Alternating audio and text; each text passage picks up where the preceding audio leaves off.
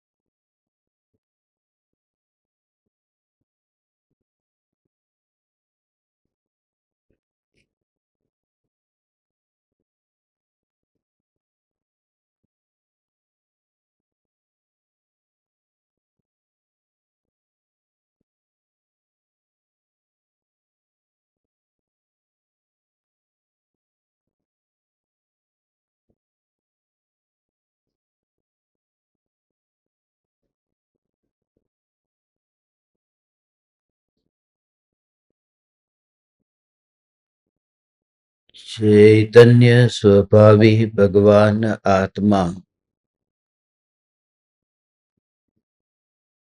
स्वयं ही चैतन्य समय सार है। चैतन्य समय सार का प्रतिपादक ग्रंथाधिराज समय सार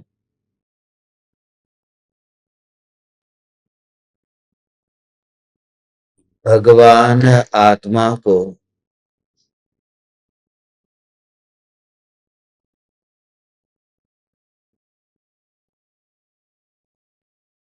रागादि विकारी भावों का कथनचित कर्ता सिद्ध करके उस द्रव्य की ओर ले जाता है जिस द्रव्य में अनादि काल से आज तक एक समय के लिए भी रागादि भाव की उत्पत्ति नहीं हुई है। यह त्रिकाल शुद्ध चैतन्य सत्ता यही मैं हूं।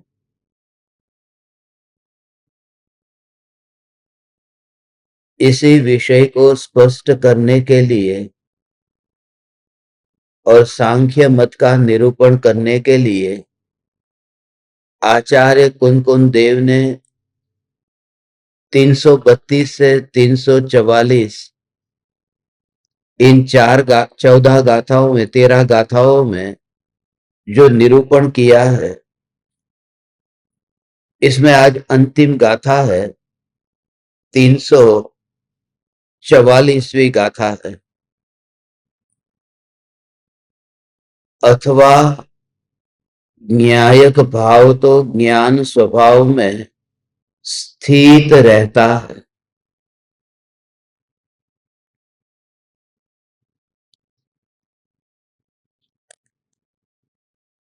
यदि ऐसा माना जाए तो इसमें आत्मा स्वयं अपने आत्मा को नहीं करता, यह सिद्ध होगा। एकांत के आग्रह में जो है, ऐसे अज्ञानियों के लिए ये बात खास कही। जो एकांत के आग्रह में है, अर्थात जो परिणाम को ही स्वीकार करने को तैयार नहीं है। परिणाम है, मगर परिणाम ध्रुव न्यायक देव के अस्तित्व में नहीं है, यह जागृति रहनी है। परिणाम और अपरिणामी चैतन्य तत्व के बीच किस प्रकार का भेद जानना है। समुद्र में जो लहर उठती है, वो सदा काल नई नई लहरें उठती है। समुद्र उन लहरों से अलग नहीं है। स्वभाव से देखा जाए तो इतना अंतर है। थोड़ा इसका सूक्ष्म भाव समझना, क्योंकि ये दृष्टांत हम बहुत बार लेते हैं, उसका गहरा भाव है वह नहीं समझ पाते, जिस वजह से भ्रम होता है। समुद्र में जो तरंग उठती है, वह तरंग ऊपर उठती है, और नीचे जो समुद्र है, वह समुद्र तो शांत है, वहां तरंग नहीं उठती। तो जो व्यक्ति उन तरंगों से बाहर है, ऊपर है, वह तो तरंग को देख पाता है, मगर जो तरंग के भीतर में अंतर में है, उन्हें तरंग का पता नहीं चलता। वहां प्रदेशों में अंतर है, ये सबसे बड़ा अंतर है। प्रदेशों के अंतर का भाव यह है कि जिन प्रदेशों पर समुद्र में वहां पर शांतपना है, उन प्रदेशों पर वहां अशांतपना नहीं है, तरंग नहीं है। और जिन प्रदेशों पर तरंगे है, उन प्रदेशों पर तरंग, वहां समुद्र शांत नहीं है। अब यहां जो भगवान आत्मा में जो परिणाम होते हैं, इनमें प्रदेश भेद नहीं है। आत्मा की जो पर्यायी है, ऐसा नहीं है कि जैसे ये मैं भगवान आत्मा, ये चैतन्य समुद्र हूं, और यहां पर मेरे आत्मा में राग का विकल्प हो, ऐसा विकल्प उत्पन्न हुआ। तो ये विकल्प की जो तरंग उठी, वो कहीं ऊपर ऊपर, ऊपर ऊपर माने हथेली के भाग पर, और अंदर भी मांस भरा हुआ है, तो अंदर तो कुछ नहीं है। ऐसा प्रदेशों वाला भेद नहीं है। यहाँ तो असंख्य प्रदेशों पर वह राग की तरंग उठती है, जितने भाग में भगवान आत्मा फैला है। समुद्र जितने भाग में फैला हुआ है, उन सभी भागों पर तरंग नहीं उठती, ऊपर के भाग पर तरंग उठती है, मगर गहराई में कोई तरंग नहीं है। यहां तो भगवान आत्मा के असंख्य प्रदेश में एक भी प्रदेश ऐसा नहीं है कि जहां विकल्प की तरंग न उठती हो। और फिर भी ऐसा उसी जगह पर ऐसा द्रव्य का स्वरूप है जो स्थिर है। ये पंखे का और डंडी का जो दृष्टांत लेते हैं, तीन पंखे हैं और डंडी है। डंडी जहां है वहां तीन पंख नहीं है, तीन पंख है वहां डंडी नहीं है। इसलिए समझ में आ जाता है कि डंडी स्थिर है और पंखा है वह अस्थिर है। वो समझ में आता है क्योंकि दोनों वस्तु अलग अलग है। चक्की का नीचे का पत्थर है, वो स्थिर है, ऊपर का पत्थर घूमता है। हम आंखों से देख पाते हैं और ऊपर के पत्थर को अलग करके कहीं दूर ले जा सकते हैं, नीचे का पत्थर वही रह जाता है। तो ये दोनों के बीच तो भेद हमें आंखों से दिखाई देता है, मगर ये भगवान आत्मा का जो परिणाम है और भगवान आत्मा का जो द्रव्य स्वरूप है, इसमें ऐसे प्रदेशों का तो भेद है नहीं, क्षेत्र से दूरी तो हो सकती नहीं है। दोनों के बीच में वस्तु स्वरूप की दृष्टि से विभाजन किया जा सकता नहीं है। ये बात ऐसी ही है जैसे अग्नि से जलते हुए लोहे को गोले को उस अग्नि से अलग नहीं कर सकते। अग्नि की उष्णता जो है और वो गोला है, ऐसा करो कि उस उष्णता को दूसरे कमरे में ले जाओ और लोहे को इधर रहने दो। तो जिस समय वह लोहे का गोला गर्म है, उस समय उस लोहे के गोले में वहां उष्णता होने पर भी जब वो अनुभव होता है कि ये गर्म, तब उस समय वो गोले को नजर में नहीं लेना। ये अग्नि का स्वभाव है, ये गोले का स्वभाव नहीं है। तो दोनों में भेद समझ में आता है। जैसे ही वो जो स्वभाव की अनुभूति, वस्तु की स्पर्शना, द्रव्य की स्पर्शना और स्वभाव की अनुभूति का जोर, और उस समय ये विकल्प भी न आए पर्याय में पर्याय का अनुभव होने पर। जैसे लोहे के गोले को हाथ लगाया और जो गर्म ऐसा अनुभव हुआ, उस अनुभूति में ये विकल्प थोड़ी आया कि ये लोहे का गोला, कितने किलो का गोला, कहां से लाया गया ये गोला। जैसे वो अग्नि के उष्णता का अनुभव होता है और वहां आग को कोई पूछे कि यहां कहीं आसपास में आग दिख रही है, तो आंखों से देखे तो आग दिखाई नहीं देती। आग आंखों से नहीं दिखाई देती और गोला आंखों से दिखाई देता है, मगर अनुभव के काल में जो आंखों से दिखाई देता है वह गोले का विकल्प नहीं है। और जो अग्नि, जो उष्णता आंखों से दिखाई नहीं देती और उसी की अनुभूति में इतनी तन्मयता है कि ये विकल्प तक नहीं आता, गोला, मगर पकड़ हो गई गोले की। ऐसे ही ध्रुव न्यायक देव में परिणाम ऐसे स्थिर होता है, स्थिर होता है।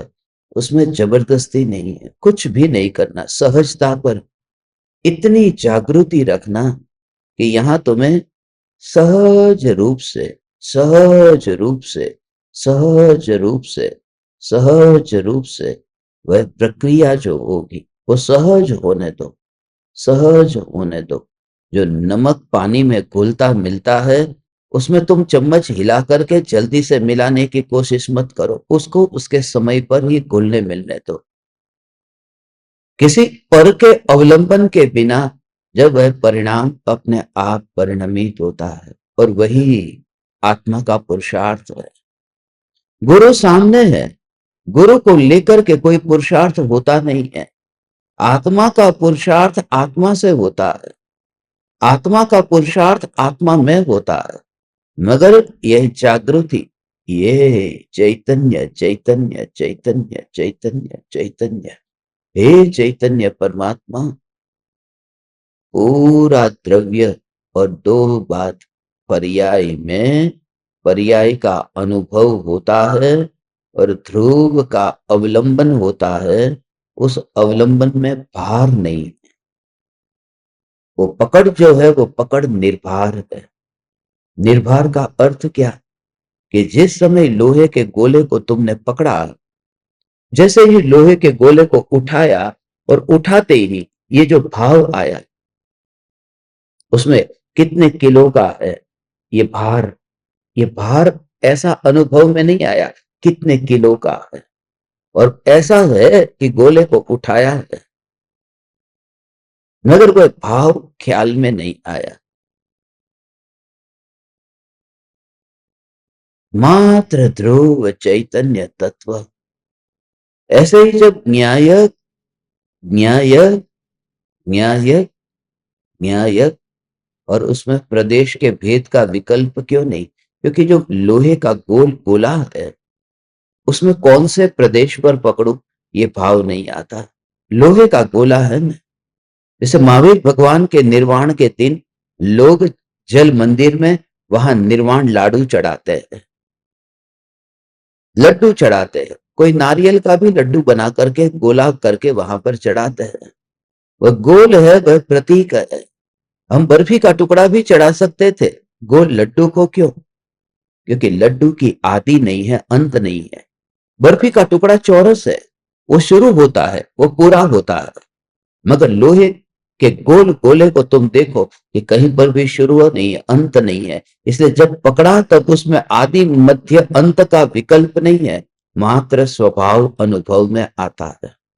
तो मैं ध्रुव चैतन्य परमात्मा ऐसा जब अंतर में कोई स्थिर होता है तब उसमें मात्र स्वभाव की नित्यता की पकड़ होती है, और तब से ही अमृत की पहली अनुभूति होती है कि मैं सदा काल चैतन्य परमात्मा मैं हूं।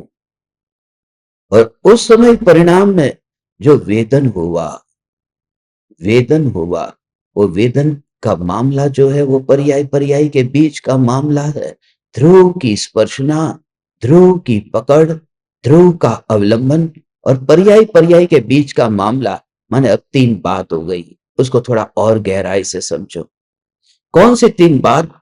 एक तो है लोहे का गोला, एक है उस गोले में जो है वह उष्णता, जो गर्मी, और एक है मेरा हाथ जो छूता है।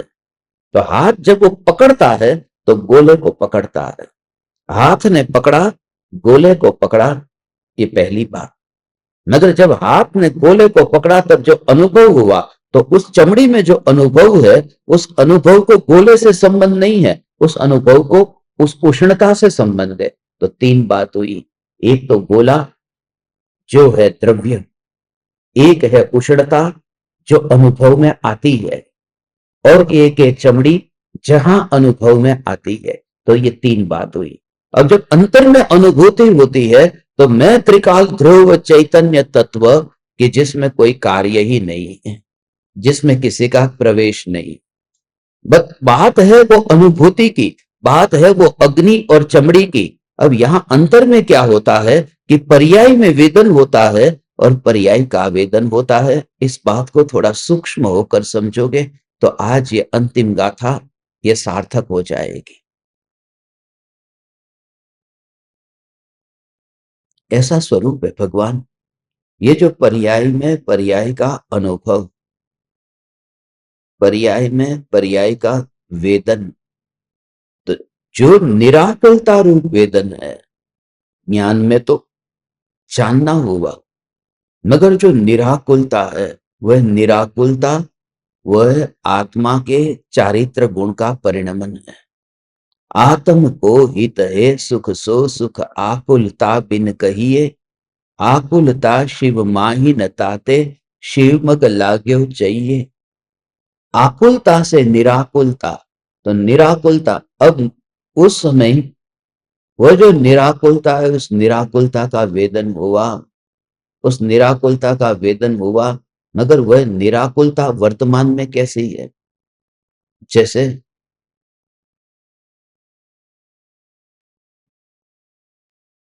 नीचे से आवाज आई कि उस बच्चे का सिर फूट गया, और वो जो 10 बच्चे खेल रहे हैं उसमें एक अपना बेटा भी है।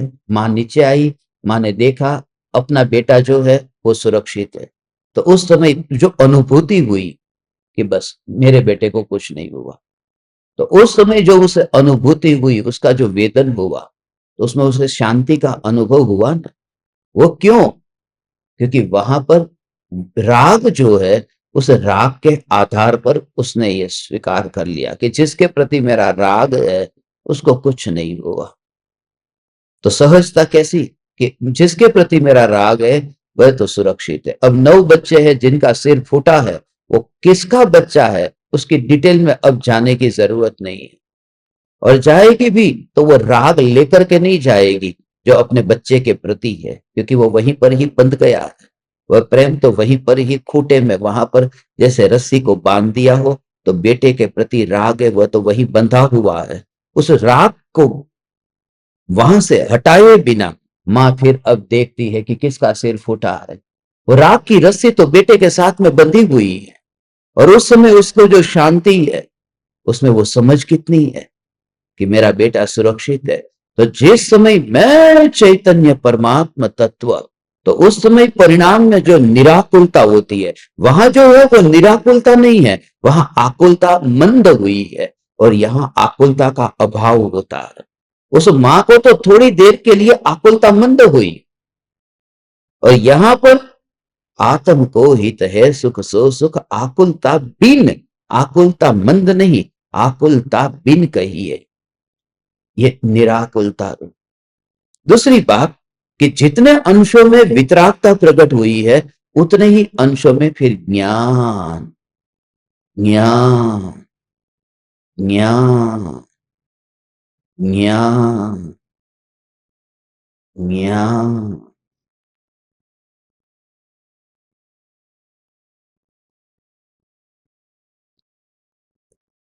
ज्ञान, तो निराकुलता रूप शांति होती है। उस शांति को तुम ज्ञान से जोड़ना मत। वो ज्ञान में समझ, ज्ञान में विवेक है, वह ये सब जान लेता है। जैसे ये तरंग उछल रही है और तरंग शांत हुई, तो यहाँ जो दर्पण है वो दर्पण को और तरंग को अलग अलग रखना, उन दोनों को मिलाना मत। तो जब मुझे तुम्हारे प्रति अब क्रोध है, अब क्रोध नहीं रहा, तो वो समता भाव आया, तो समता अलग है। वो समता ये नहीं जानती है कि ये समता है, वो क्रोध का समन हो गया। वह क्रोध का समन जो है वह ये नहीं जानता। जैसे क्रोध आया था तो वह क्रोध क्रोध को नहीं जानता था, ऐसे ही क्रोध का अभाव जब होता है, वह जो क्षमा है वह भी अपने को नहीं जानती है। मगर उस समय ज्ञान सचेत है, ज्ञान ये निर्णय करता है कि अब ये क्षमा है। तो उस समय ज्ञान ने निर्णय लिया, तो वह शांति जो प्रकट हुई वह तो क्षमा के कारण। तो ये ज्ञान ने क्या किया? ज्ञान तो कुछ नहीं करता कि नहीं, इन दोनों में ये खास विशेषता है कि वह जो ज्ञान है उसका कार्य फंक्शन अलग अलग है, मगर जब उस द्रव्य की दृष्टि से देखो तो द्रव्य तो एक है, वह एक है। इसलिए कार्य तो एक एक एक एक। ओ ओ ओ ओ ओ ओ, समझ में आया? ऐसा ये स्वरूप है, ऐसा ये स्वरूप है। ज्ञान, ज्ञान, ज्ञान, ज्ञान ये निर्णय करता है, और सहज समाधि माही वो समता भाव प्रकट होता है। अंदर में, अंतर में द्वंद नहीं होता, विकल्प नहीं होता, और कैसी सहजता रहती है। ज्ञान का कार्य उस क्षमा को जानने का है, और समता भाव का आधार यह ज्ञान की सहज सहज सहज निर्मलता, स्वच्छता, उसी में ही स्थिरता है। चारित्र ज्ञान में स्थिर होता है और शांत होता है, समाधिमय होता है। और वह ज्ञान जिसमें ये चारित्र स्थिर हुआ है, ज्ञान उसको जानता है। मगर अनुभूति में क्या होता है? अनुभूति निर्द्वंद होती है।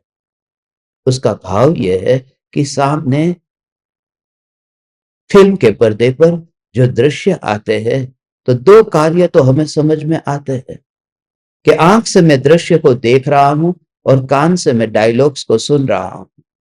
तो आंख का कार्य सुनने का नहीं है, कान का कार्य देखने का नहीं है। अब मैं उस फिल्म को देखता हूं, मगर अंदर जो द्वंद नहीं होता, उसका भाव यह है कि आंख कान से यह नहीं कहती कि देख मैं देख रही हूं, कान आंख से नहीं कहते कि मैं सुन रहा हूं।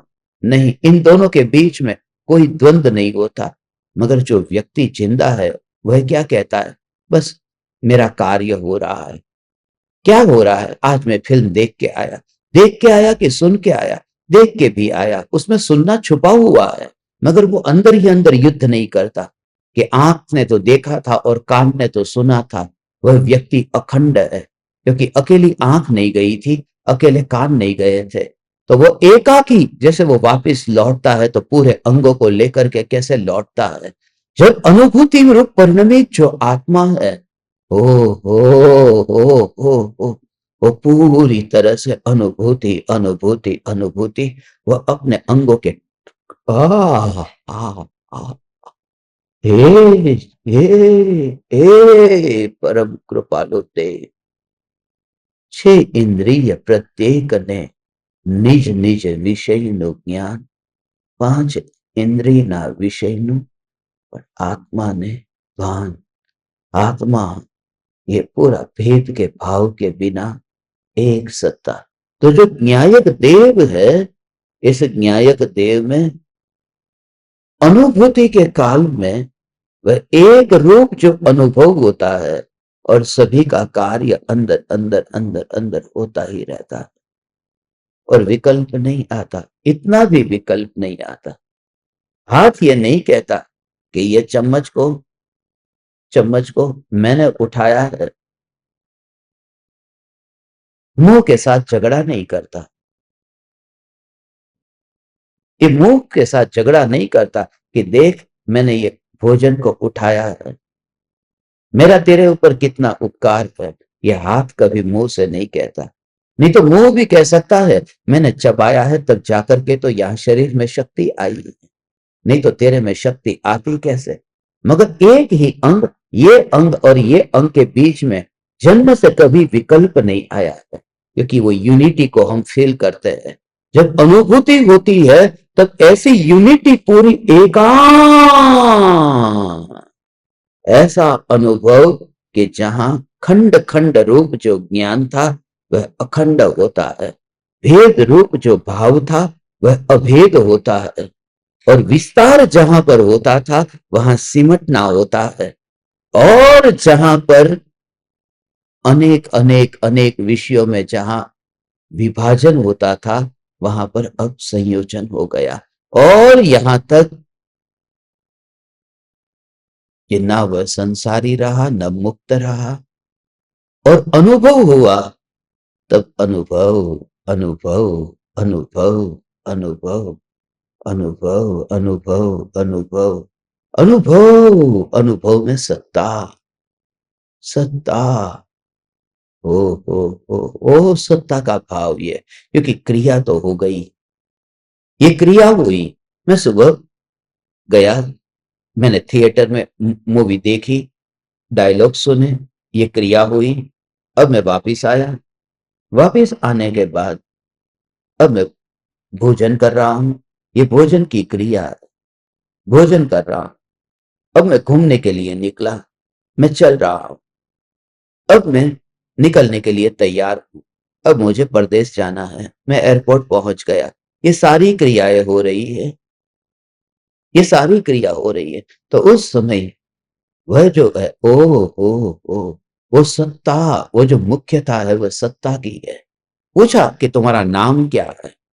अब मैं एयरपोर्ट पर वहां पर फॉर्म भरता हूं, तो नाम पूछा तो नाम क्या है, तो नाम में फिल्म देखने वाला, भोजन करने वाला या फिर चलने वाला, ये तो मैं कुछ लिखता ही नहीं हूं, सिर्फ नाम लिख दिया, शरीर का नाम है।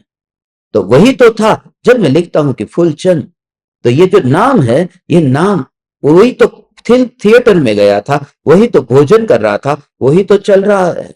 मगर जब लिखा जा रहा है उस समय उन क्रियाओं को गौण कर दिया गया है, उन क्रियाओं को काट करके अलग नहीं किया, सत्ता पर जोर देना था। इस वजह से ये दशा कि जब तुझे अनुभूति की बात आएगी तो तू अनुभव करने वाला नहीं होता है, अनुभव की बात आती है तब तू मात्र सत्ता होता है। सत्ता, यह मैं, वह नहीं, वैसे यह मैं, ये सत्ता। You just realize it. जब मैं चैतन्य सत्ता, तो ओ उस समय अनुभूति की जो क्रिया होती आ क्योंकि पूरा विस्तार जिसमें आइडेंटिटी है, जिसमें अपनी पहचान है, उसी में पूरा फैलता है, उसी में पूरा फैलता है।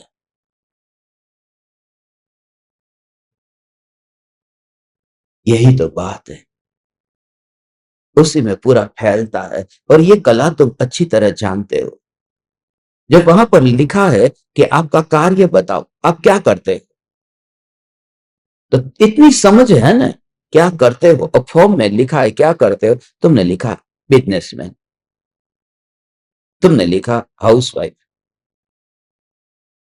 आपका वर्क बताओ, आपका वर्क क्या है? और उस समय जब आप लिखते हो, उस समय आपका वर्क क्या है? उस समय आपका वर्क तो लिखने का है।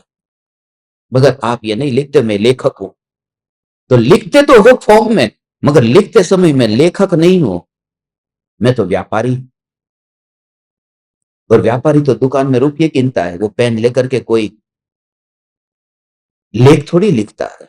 मगर वो जो लिखने की क्रिया है, उस लिखने की क्रिया के काल में वो क्रिया को उसने अनदेखा कर दिया है, और उस स्थिति में पहुंचा कि जो लॉन्ग टाइम, जो हमेशा 24 घंटे उसकी आइडेंटिटी है, आई एम बिजनेसमैन, वो जो आइडेंटिटी है उसी को देखता है और ये लिखता है।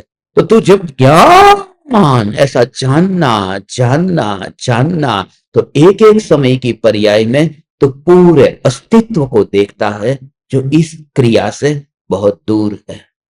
और वह सत्ता मात्र भगवान आत्मा, वह तो अकर्ता है। मगर ये जो परिणाम है, इन परिणामों का कर्ता आत्मा है। ये अंतिम गाथा में ये देखो, 344वीं गाथा। And then you feel the connection. जो अद्भुत बात अभी आती है देखो, अथवा न्यायिक भाव तो ज्ञान स्वभाव में स्थित रहता है। ये तो आत्मा का स्वभाव है।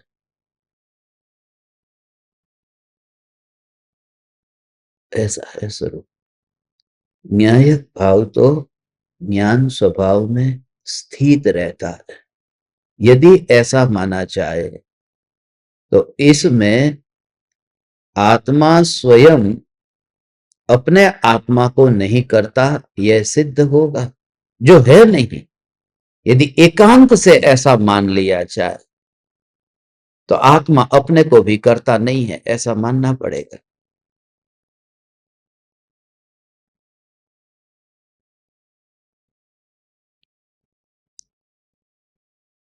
ये कौन है फिर? यदि पानी का स्वभाव शीतल है, तो अग्नि के योग में फिर ये गर्म हुआ, ये कौन? तो उसका भी स्वीकार करना है कि अग्नि के योग में पानी गर्म हुआ है, और उसका कर्ता कौन है? कि उसका कर्ता अग्नि है। अग्नि है, अग्नि निमित्त है, अग्नि कर्ता नहीं है। इसलिए जो निमित्त बनता है उसको कर्ता मानने में मिथ्यात्व नाम का पाप लगता है। वो मिथ्यात्व नाम के पाप के कारण निगोद में जीव जाता है, और अनादि से निगोद में था।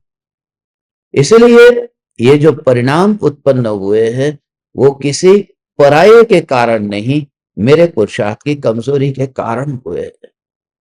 अपने में ही लेना, वो पानी स्वयं स्वयं परिणमित हुआ है, स्वयं अग्नि रूप परिणमित हुआ है, गर्म रूप परिणमित हुआ है। वो उसका खुद का परिणमन है, उसमें रो मटेरियल किसका है?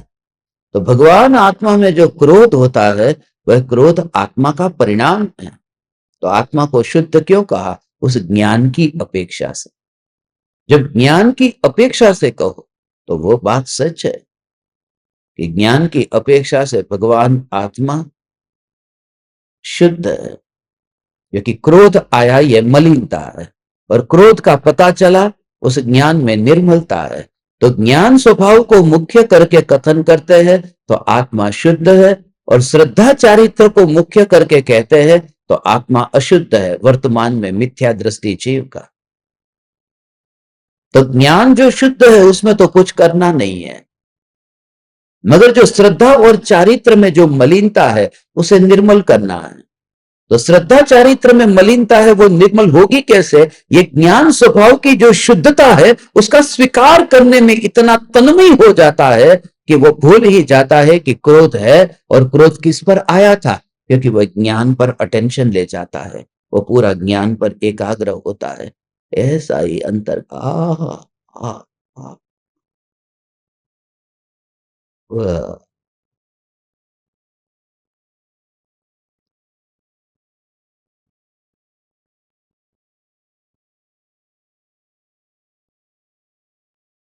ज्ञान ज्ञान ज्ञान पर का लक्ष्य अब छूट गया।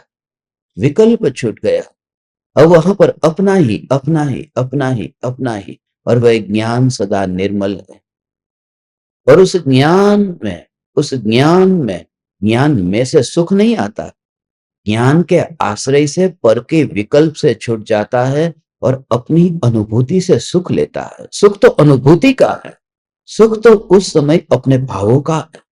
वो ज्ञान सुख देता नहीं है, ज्ञान तो पर का अवलंबन छुड़ा देता है, ज्ञान तो पर का लक्ष्य छुड़ा देता है, पर का लक्ष्य छुड़ा देता है। अब बच्चा है, वह दूध पीता है माँ का, अब माँ दूध छुड़ाना चाहती है, तो बच्चे को आदत अब हो गई कि बच्चे को क्या करना, कि बच्चा है उसको अंगूठा लिया, अंगूठा बच्चा अपने मुंह में रखकर चूसता है। अब उस अंगूठे में से कुछ भी नहीं आता, मगर वो चूसता ही रहता है और वो शांत है, वो अपने में मस्त है। तो अंगूठा है उसे कुछ रस नहीं देता है, अंगूठे में से कोई रस नहीं आता, ज्ञान में से कोई आनंद नहीं आता, मगर अंगूठे का इतना उपकार है कि उसने पराई जो माने जो माँ है उसकी गुलामी छुड़ा दी है। अब उसको याद भी नहीं करता है, वो अपना ही रस लेता रहता है और उसमें से कुछ आता नहीं है, अपनी भाव दशा तैयार होती है और वो शांत रहता है। वो ज्ञान में से आनंद नहीं आता, ज्ञान का अवलंबन लेकर के जो ज्ञान ऐसा अवलंबन लेते ही जो विकल्प की तरंग है, उससे उपयोग अलग हो जाता है और फिर पर्याय में निराकुलता रूप शांति का जन्म होता है। वो बच्चा है, वो कषाय की मंदता के कारण शांत बैठा है, और ज्ञानी है वह आत्मा की वितराग परिणति के कारण शांत बैठे है, वह वितराग परिणति के कारण। और ज्ञान में से आनंद आएगा कैसे? क्योंकि ज्ञान का स्वभाव आनंद नहीं है, उस अंगूठे में से कुछ आता ही नहीं है, उसमें कुछ भी नहीं है, मगर इतना पक्का है कि वो गुलाम न रहा। और कभी अंगूठा ये कहेगा नहीं तेरे पर मेरा उपकार है, क्योंकि वो उसका ही अभिन्न अंग है, वो ही तो बच्चा है। इसलिए ज्ञान का आनंद पर उपकार नहीं है, क्योंकि ज्ञान आत्मा का है, आनंद आत्मा का है, मगर पर का लक्ष्य करना था वह छूट गया है, वो परतंत्रता छूट गई है, वो अपने में ही रहता है। हे चैतन्य परमात्मा, यह ज्ञान की गहरी बात ये पूरा अनुभव अनुभव अनुभव अनुभव अनुभव पूरी समझ से भरा हुआ आत्मा अनंत पाप करता हुआ भी वह पाप से मुक्त है। स्वयं की जागृति में रहता हुआ वह आत्मा अब उसे याद नहीं आई, यही तो जीव का पुरुषार्थ है, उसे याद ही नहीं आई, इसका अवलंबन लेता था। अब पर का लक्ष्य नहीं है तो पर का अभाव है, तो पर का अभाव वाला विकल्प आया तो फिर आकुलता होगी, विकल्प आया कि आकुलता होगी, और विकल्प में तो दूरी है ना, इसके लिए आकुलता होगी। जैसे ही बच्चे को विकल्प आया मां, ये फिर रोएगा, क्योंकि मां तो है ही नहीं और मां पास में आ सकती नहीं। वह तो चलो मां पास में आ भी जाए, मगर यहां पर ये प्रभाव जो है वो ज्ञान में आते ही नहीं है, वो आत्मा में आते ही नहीं है, इसलिए उसका मैं कभी अनुभव कर ही नहीं सकता हूं। इसलिए अपने ज्ञान में ही ये अनुभव करता हुआ कि यह ज्ञान का ही रस है, मुझे जो अनुभव में आ रहा है यह ज्ञान ही है, यह ज्ञान ही है, यह ज्ञान ही है। तो मां दूर जा सकती है, यह अंगूठा दूर नहीं जा सकता, वो यहीं पर है। इससे सबसे बड़ी गुलामी छूट गई। पहले जो गुलामी थी वह गुलामी मां की गुलामी थी, अब वह गुलामी छूट गई। तो जितने भी परद्रव्य है, यहां तक कि देव शास्त्र गुरु, वो देव शास्त्र गुरु को भी महावीर भगवान को तो मां समझ लेना, महावीर भगवान रूपी मां से बेहतर है स्वयं के ज्ञान का अंगूठा चूस लेना, मगर वह गुलामी मत करना, क्योंकि यहां वैसे भी कुछ आता नहीं है। उस बच्चे को तो चलो नुकसान भी हो, अंगूठा चूसने से कोई दूध थोड़ी मिल जाएगा, थोड़े दिन में भूखा प्यासा रह के मर जाएगा, मगर यहां पर वैसे भी पर में से आता क्या था, कुछ भी तो नहीं आता था, सिर्फ भाव ही तो होता था, इसलिए भाव से ही छूटना था तो भाव से छूट गया। फिजिकली कुछ मिलता होता और छूटता तो नुकसान हो जाता, मगर फिजिकली तो कुछ पहले भी नहीं मिलता था। इसके लिए ये परम ध्यान की विधि है। ओ ओ ओ हे ज्ञान दीपक, इस पृथ्वी पर आज की तारीख में बड़े बड़े मतों को देखो तो 300 से भी ज्यादा मत तो बड़े मतों में कहलाते हैं। मगर ये जो बात मैं तुमसे कह रहा हूं, ये प्योर तत्व ज्ञान की अनुभूति की गहराई में, और कुछ भी किए बिना, कुछ भी किए बिना अंतर में ज्ञान की अनुभूति में दृष्टि के पलटते ही जो निराकुलता प्रकट हुई। चीन में एक फकीर था, उसके पास में कोई शिष्य ज्ञान लेने के लिए गया। उसने कहा, बहुत प्यासा हूं, ज्ञान चाहिए। गुरु ने कहा, मेरे पास आने से पहले कभी तुम किसी गुरु के पास में गए हो, कुछ पाया है? उसने कहा कि हाँ।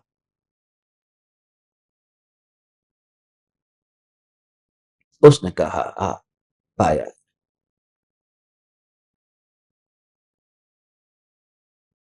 थोड़ा ज्ञान पाया है।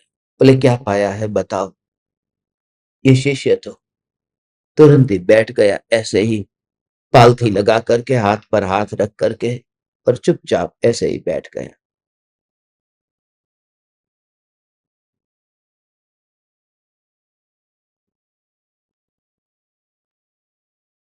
बस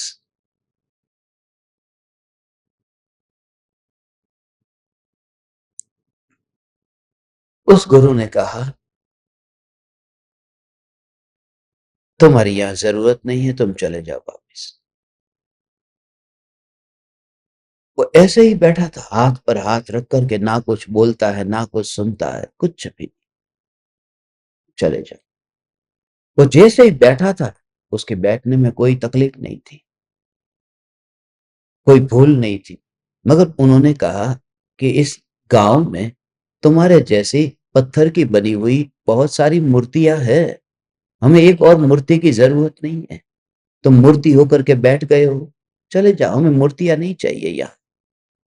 यहां तो जीवंत व्यक्ति चाहिए, जो बोलता हो, जो खाता पीता हो, जो सब कार्य करता हो, और फिर भी उसका न्यायक के साथ में से कनेक्शन न छूटता हो।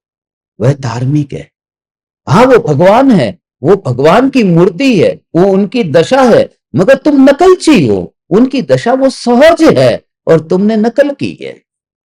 उन्होंने कभी किसी की मूर्ति के सामने बैठ करके ऐसे थोड़ी बैठ गए थे जो तुम कर रहे हो मंदिर में जा करके। इसलिए बी नेचुरल, जैसे तुम हो ऐसे हो जाओ। तुम्हें यदि ऐसे बैठना है तो ऐसे बैठो, तुम्हें जैसे बैठना है ऐसे बैठो। तुम्हारी मौज, सहज रूप से साधना, आराधना, ऐसी है भगवान।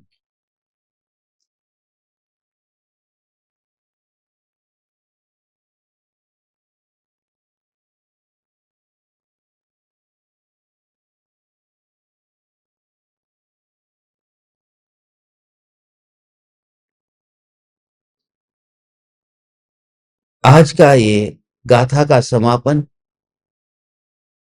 ये पूरा प्रकरण पूरा हो रहा है। जो भी साधक यहां पर आ चुके वे आ चुके, जो रह गए वो रह गए। अब किसी को आने की जरूरत भी नहीं है। जिनको पाना था उन्होंने पा लिया। बहुत से साधकों ने इस बार मेरे हृदय को आकर के छुआ है। उनकी अनुभूति, उनके भाव और उनकी वेवलेंथ, भले 2 दिन के लिए वे आए, मगर उनका आना किसी का मजबूरी में जाना हो गया। मगर वो अभी गए नहीं। जो आया वह वापिस फिर दोबारा जाता ही नहीं है, ये संभव ही नहीं हो सकता। ये बात ऐसी ही है कि तुम न्यायक से कनेक्ट हो रहे हो, तुम अपने अस्तित्व का एहसास अब कर रहे हो। तुम्हें पहली बार ये पता चला कि मैं का भाव तुम्हारी समझ में आया। मैं, जहां परिणामों में भी ये कुछ भी कर्तृत्व नहीं है, हे ज्ञान दीपक, you just feel the connection. You just feel the connection. ये जो बात तुमसे कही है, इस बात को समझना। मेरे प्राण से भी ज्यादा महत्वपूर्ण आज का सत्संग है, क्योंकि ये सत्संग अच्छे अच्छे पंडितों की समझ में नहीं आता है कि जब परिणति अंतर में ढलती है तो ज्ञान क्या करता है, और ज्ञान जब परिणति को जानता है तब परिणति क्या करती है। जब उपयोग उपयोग में समाता है तो वह निर्विकल्प कैसे होता है, और जब पर्याय में आनंद का वेदन होता है तब वह पर्याय पर्याय में अभेद कैसे होती है। और इन सभी प्रक्रियाओं के काल में ये ध्रुव न्यायक देव वह सर्वथा अकर्ता कैसे रहता है। उस दृष्टिकोण से द्रव्य है वह द्रव्य ऐसा ही, सर्वथा ऐसा ही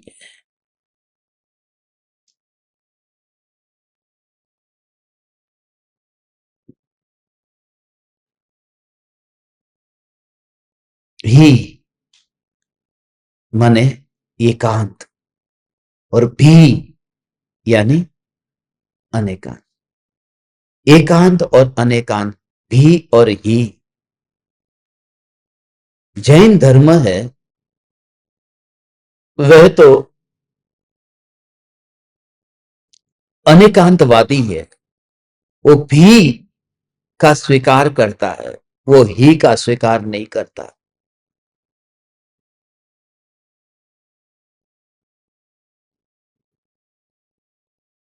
ही नहीं, भी, ऐसा भी है ऐसा भी है, मगर यह बात गलत है। जैन धर्म जितना जोर से भी का स्वीकार करता है उतना ही जोर से ही का स्वीकार करता है,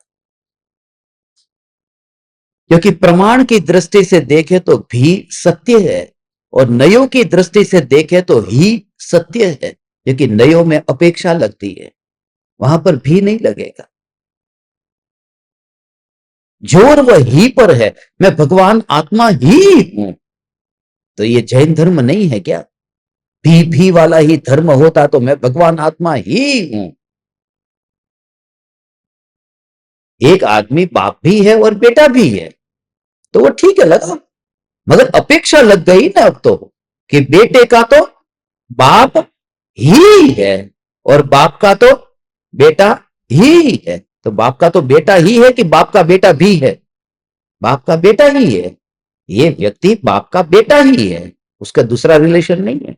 और बेटे का तो बाप ही है, तो वहां ही लगेगा। जब तक अपेक्षा नहीं लगती तब तक भी लगता है, और अपेक्षा लग जाए उसके बाद में ही लगता ही। तो ऐसा ही।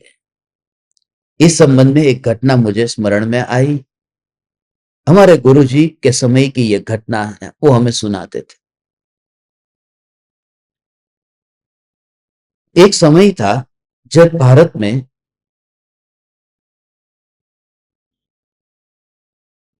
महावीर भगवान का वो कोई 2500वां कौन सा था जन्मोत्सव, निर्वाणोत्सव, निर्वाणोत्सव, जन्मोत्सव जो भी मनाया होगा, मुझे उसकी डिटेल में नहीं जाना। मैं इस अननेसेसरी बातों में चाहता ही नहीं, उससे बचता ही, अननेसेसरी बातों में चाहता ही नहीं, समय ही नहीं है, वो काम तुम करो। अब वो प्रसंग था, उसमें क्या हुआ कि एक साथ एक आदमी ने कैलेंडर छपवाए थे, और कैलेंडर में एक आदमी खड़ा है और नीचे भी लिखा, नीचे ही लिखा है और ही के ऊपर पैर रखा है, और भी है उसको छाती पे लगाया है, ऐसा भी और ही। और फिर लिखा अनेकांतवादी जैन धर्म की जय, ऐसा करके। कि एकांतवादी नहीं है, हम तो अनेकांतवादी हैं। तो भी को पैर के नीचे ऐसा। तो वो आदमी हमारे गुरुजी से मिला, सर बात हो गई स्टेज पर। तो फिर हमारे गुरुजी ने कहा ऐसा नहीं है, भी और ही दोनों का स्वीकार है। समय सार के रेफरेंस लिए तो बताया सब अलग अलग शास्त्रों में कहां पर ही है, कहां भी है। उस आदमी का तो अब बहुत निराश हो गए। निराश इसलिए क्योंकि 25,000 कैलेंडर छपा दिए थे और सब प्रिंट हो चुके थे। अब करे क्या, नीचे ही और यहां पर भी कि ये ही सच्चा और ये ऐसा। उसमें नहीं लिखा, खाली फोटो ही बनाया है। फिर हमारे गुरुजी ने कहा चिंता मत करो, कोई बात नहीं। उन्होंने कहा ही वहां पर पैर के नीचे रहने दो और भी यहां छाती में रहने दो। यस ठीक है। बोले मगर लोगों को क्या कहेंगे, आपने तो कहा दोनों सच है। कि हम कहेंगे कि वो जो ही है ना, वो इतना डट करके वहां पर खड़ा हुआ है, उसको कोई छू नहीं सकता, उसको ऐसा बराबर उस पर तो पैर रख कर रखा है, माने वो अडिग है। वो ही वाला भाग है, वो अडिग है, उसको ही हमें बराबर पकड़ करके रखना है। और उसके साथ साथ में इसको भी साथ में छाती पर लगा के रखो, क्या फर्क पड़ता है। 25,000 कैलेंडर।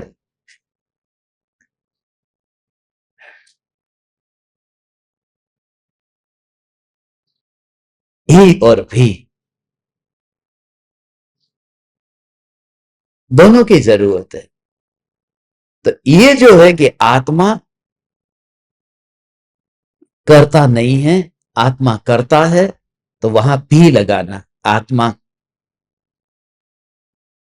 करता भी है और अकर्ता भी है, करता भी है और अकर्ता भी है। मगर आत्मा द्रव्य स्वभाव से देखे तो अकर्ता ही है। ही आएगा, अपेक्षा लग गई। आत्मा द्रव्य स्वभाव से देखे तो अकर्ता ही है और पर्यायी स्वभाव से देखे तो कर्ता ही है।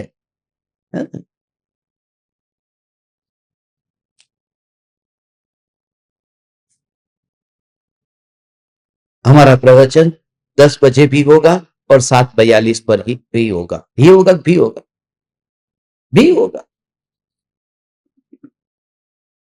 अभी दीपावली के शिविर में 10 बजे भी प्रवचन होता है, 7:42 पर भी प्रवचन होता है। 10 बजे भी, 7:42 पर भी।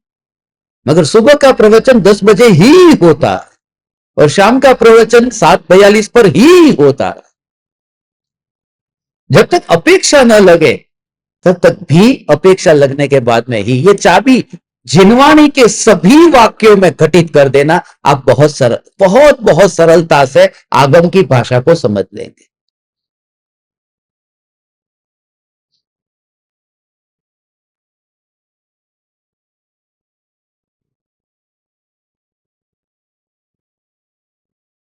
कल 149वीं गाथा, 149वीं थी, 149वीं गाथा भी पब्लिश हो चुकी है।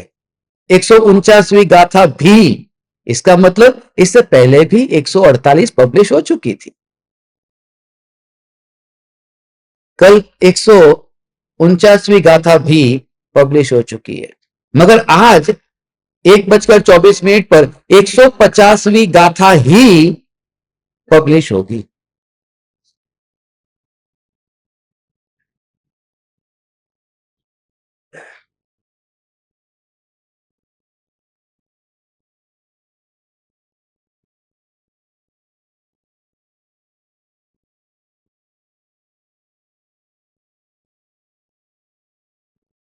भी में सब, ही में एक, सभी, सभी माने बहुत, भी माने सारा, ढेर। ये भी, ये भी, ये भी, ये भी, ये भी।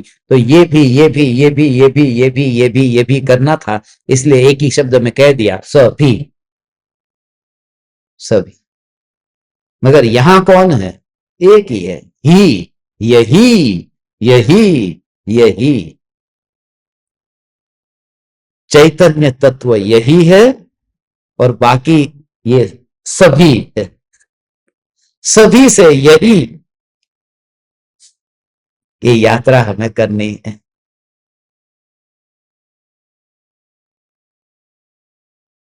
तेरह गाथाओं में लगातार ये स्वरूप समझा करके सांख्य मत का निराकरण किया है कि तुम एकांतवादी मत होना, निश्चय व्यवहार दोनों नयों को साथ में रखना, और वर्तमान में पर्याय आत्मा की है, आत्मा की पर्याय का कर्ता आत्मा है, और द्रव्य स्वभाव में कुछ कार्य होता ही नहीं है। नहीं है इसलिए उसका कर्ता कौन है ये प्रश्न ही उपस्थित नहीं होता, जहां कोई कार्य ही नहीं होता। तो जब ऐसा विचार आए न, ओ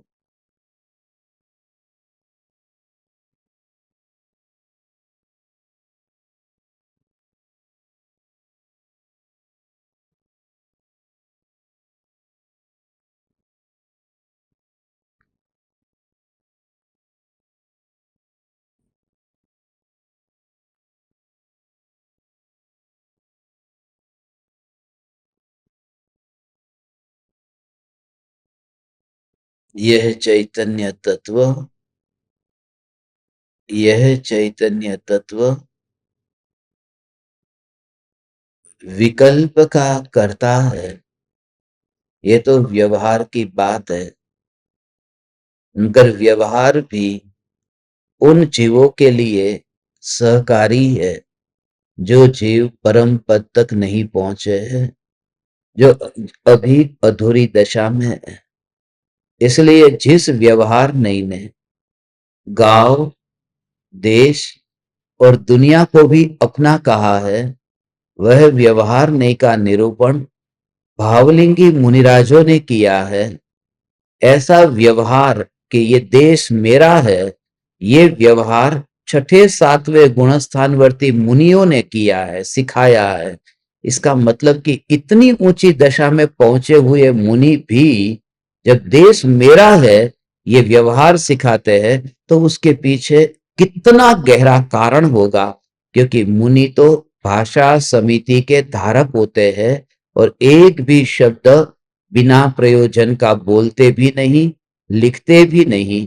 इसलिए ये दोनों नयों को यथा योग्य ग्रहण करना ये हमारा परम कर्तव्य है। आज शाम को 7:42 पर धर्म सभा पर सत्संग होगा। कल गुजराती कैलेंडर के हिसाब से, गुजराती इसलिए क्योंकि गुजराती और हिंदी का भी अलग अलग होता है, कहीं शुक्ल कहीं कृष्ण कौन सा, इसलिए कल गुजराती कैलेंडर के हिसाब से नया वर्ष शुरू हो रहा है। और कल सुबह हम गाइडेड मेडिटेशन की सीरीज प्रारंभ कर रहे हैं। आप सभी को YouTube पर जो अपना चैनल है फूलचंद शास्त्री चैनल, उस पर आपको सब्सक्राइब करेंगे तो आपको नोटिफिकेशन आएगा कि कब गाइडेड मेडिटेशन का सत्संग शुरू होगा। और अद्भुत सत्संग होगा, वो आप YouTube पर कभी भी सुन सकते हैं। और धीरे धीरे हम एक दूसरे को देखना तो बंद करने ही वाले हैं, फिर YouTube पर जिनको सुनना है वो सुनेंगे। आप तो मुझे देख पाएंगे, मैं आपको नहीं देख पाऊंगा, और देखना भी नहीं है, बहुत देख लिया। इसलिए अब YouTube पर ही ज्यादा से ज्यादा सत्संग आएंगे, और जितना हो सके उसको सुनना सुबह के समय। और गाइडेड मेडिटेशन का सेशन है, उसमें तो आप भी नहीं देख पाएंगे, बस खाली फोटो होगी उसके ऊपर, मगर जो आवाज आप सुनेंगे उसको सुनते सुनते आप सब प्रयोग करते रहना, पूरे दिन भर प्रयोग करते रहना, तो बहुत उपयोगी होगा। और एक हमने ग्रुप बनाया है, चैतन्य सोस, चैतन्य सोस नाम का एक ग्रुप बनाया है, क्योंकि सोस माने SOS। तो उसमें जो सोशल मीडिया में और मीडिया में जो भी सेवा करना चाहते हैं, ऐसे ज्ञान दीपकों के लिए जो फेसबुक, यूट्यूब, इंस्टाग्राम, ट्विटर, इन सभी सोशल मीडिया के प्लेटफॉर्म को यूज करते हैं, जिनके अकाउंट है, तो वे सभी उस ग्रुप में जुड़ करके इस चैतन्य की पुकार को जगत के जीवों तक पहुंचाए। खाली 1 मिनट भी नहीं लगती है आपको उस पोस्ट को लाइक करने, शेयर करने और लोगों के पास में उसमें कमेंट करने। तो जितना ज्यादा से ज्यादा अपन उसमें लाइक, शेयर और कमेंट करेंगे, उतना अपना प्रवचन का वीडियो लोगों तक पहुंचेगा। तो जब इतनी मेहनत से खून बहा बहा करके ये प्रवचन हुए हैं, तो थोड़ी सी आपकी मेहनत से यदि ये वाणी लोगों तक पहुंचती है और ज्यादा जीवों तक पहुंचती है, ऐसा मत समझना। यदि ये समझ करके गुरुदेव श्री कान्जी स्वामी भी यदि चुप बैठे रहते, तो क्या ये वाणी हमारे पास में पहुंचती? इसलिए टेक्नोलॉजी का कम मेहनत में भी इतना हम प्रचार कर सकते हैं। तो जो सोशल मीडिया को यूज करते हैं, उनके लिए सेवा ऑन स्क्रीन नाम का एक ग्रुप बनाया है। सेवा ऑन स्क्रीन, SOS, सोस। तो चैतन्य सोस, कुछ सेवा नहीं करनी, खाली स्क्रीन पर ही सेवा करनी है। क्लिक करने का, ये करने का, सब इसमें आपको कहीं कहीं गांव गांव घूमना नहीं है, कुछ नहीं। इसलिए उसका नाम रखा है सेवा ऑन स्क्रीन, बस। तो वो विचार भी मुझे रात को आज आ गया है। उसका फिर एक कारण है, कभी समय मिलेगा बताऊंगा। सेवा ऑन स्क्रीन, चैतन्य सोच। तो उस ग्रुप में आप सब जुड़ना। उसकी मीटिंग कभी भी हो सकती है।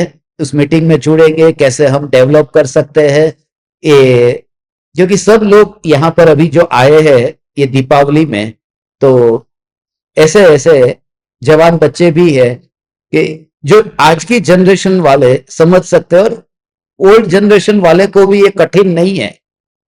खाली अंगूठे पर एक बटन दबाना होता है, उंगली घुमानी होती है, बस अंगूठे पर अंगूठा, मगर अंगूठा ऐसा हो, ऐसा नहीं, ऐसा अंगूठा।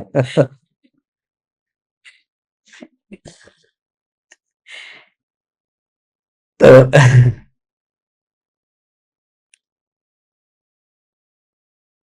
मैं आप सभी को मिलकर अपने को धन्य भागी महसूस करता हूं।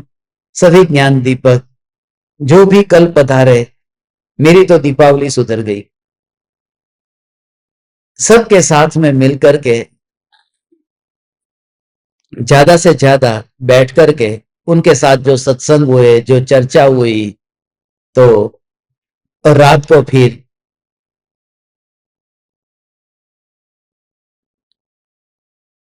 12 बजे तक तो जागा। वो जिसके कारण जागा था वही सो रहा है। इस दुनिया में किसी के लिए कुछ भी जागने जैसा नहीं है। बस इतनी नींद आ रही है 10 बजे, तो भी आप देख रहे थे ना, इधर उधर इधर उधर चलता हूं, टहलता हूं, थोड़ा घूमता हूं कि 12 बजे तक जागेंगे जागेंगे जागेंगे। मगर ठीक है, चलो, किसी के लिए जागने की जरूरत नहीं है, खुद के लिए खुद को जगाने की जरूरत है, तो दुख कम होता है। एनीवेज, आप सभी परमात्माओं को अनंत अनंत प्रणाम करता हूं। चैतन्य समय सार, चैतन्य समय सार, चैतन्य समय सार।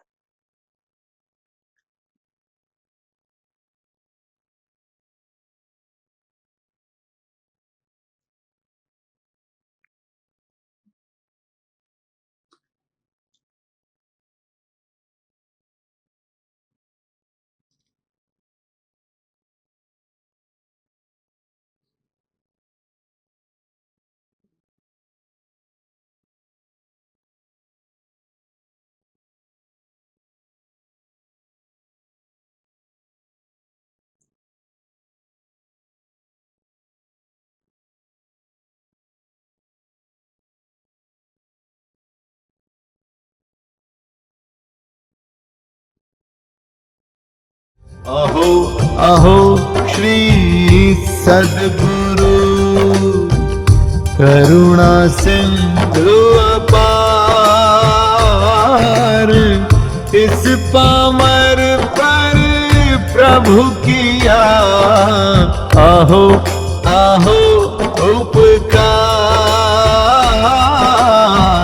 आहो आहो उपकार।